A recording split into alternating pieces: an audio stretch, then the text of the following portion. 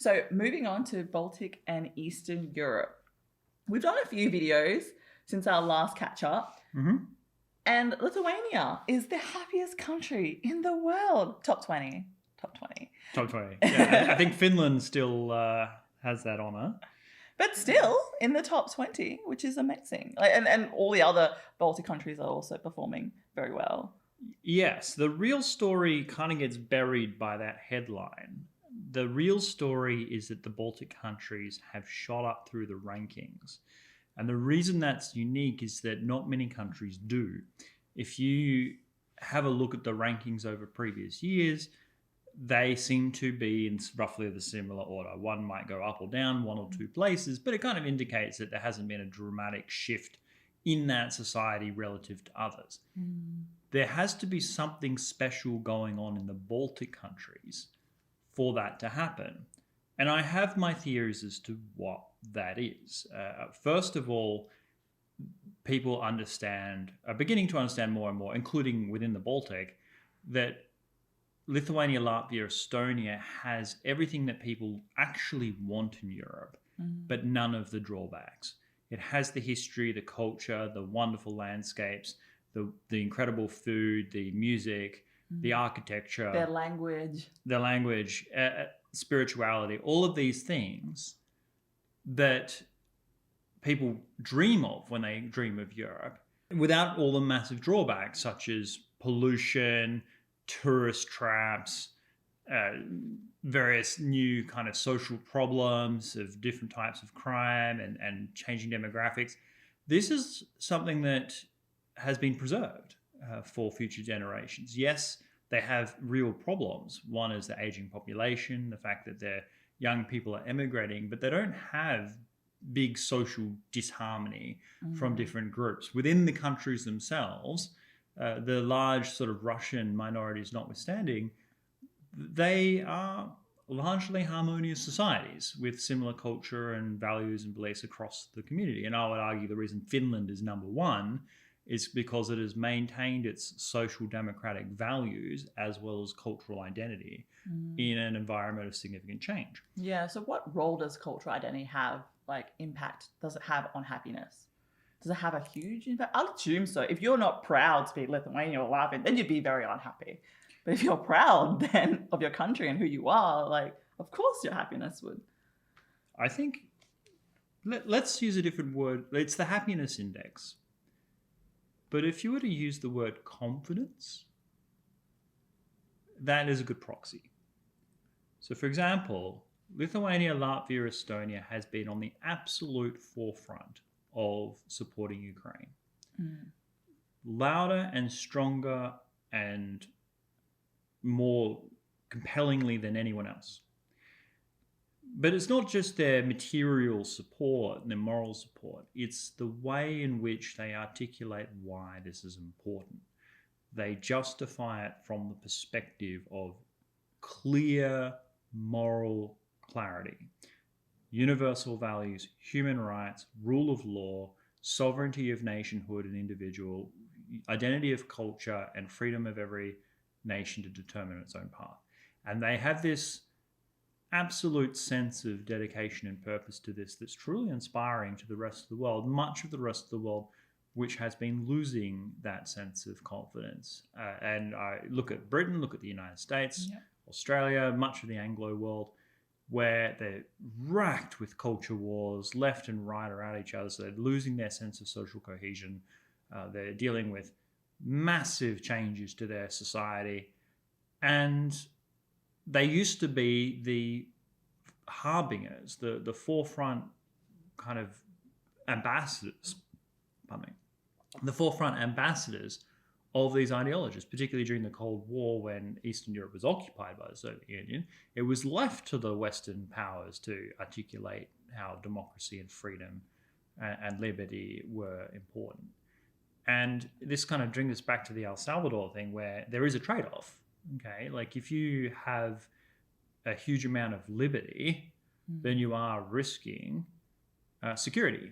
You are allowing things to happen that wouldn't happen in a police state. There are problems that America has that China does not have. But there is a balance, And once you have a society that all agrees on a certain set of values, then liberty can flourish.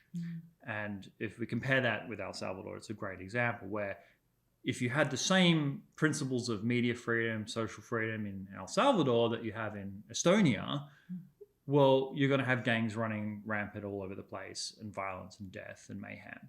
But if everyone in El Salvador agreed, including the former gang members, that liberty and rule of law and freedom of the individual were values that they could all share, then they could have a high trust society and freedom and all of these other things and be a much happier society, much like the Baltic is. So in short, I think the Baltic is racing through the ranks because they have a singular clarity of purpose combined with very healthy values.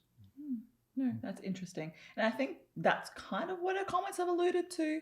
So, I mean, some of the comments say that it's because the rest of the world is going down. Like, the Baltic have not changed in any way, which is a fair point. It could be that too. Competition's weakening. And they all say that, like, we're just balanced people. We're practical, hardworking, appreciative.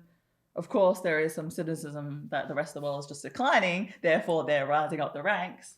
But overall, because they have a shared sense of values, it does make sense. Yes, that's a very good point.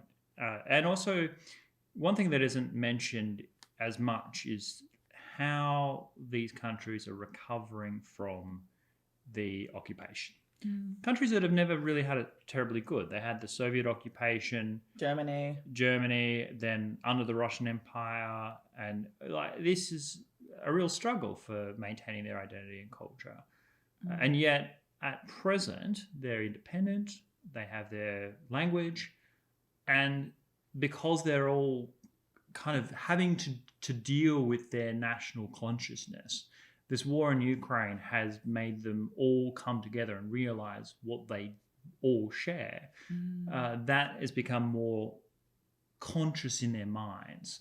I think it will reduce the number of young people that choose to leave that part of the world because they realize actually there is something unique about being Lithuanian or Latvian. And I remember years ago when I first went to this part of the world, my biggest criticism was that if you ask someone what it means to be Latvian or Lithuanian or even Estonian, you wouldn't necessarily get a clear answer. That they would say things like, oh, the Soviet occupation. And then they would look at the Western culture, Britain, United States, France, and want to emulate that and want to be there, part for economic reasons, which is understandable, but also just because they absorbed that cultural colonization.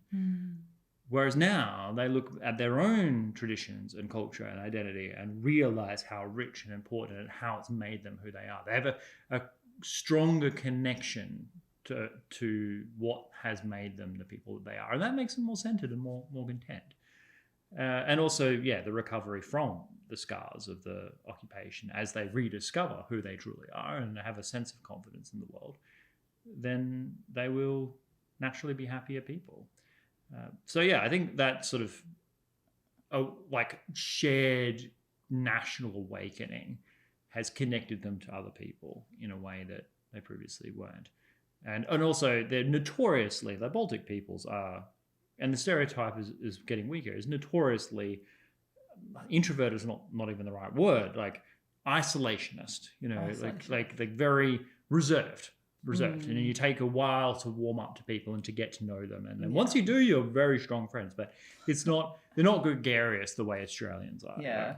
Right? And Charlene is I'm a bit loud when you know me. Well, Charlene will speak to any random person as if she's known them their entire lives. You don't want to be like my Uber driver because we'll end up having a good old chat and I'll know everything about your family and everything about your day. Absolutely right. And when we are in Uber in Lithuania, we'll have these conversations with the driver and Charlene will build force a connection. Like, so what's your favorite thing about Easter? Yeah, exactly. And it's good. It works really well.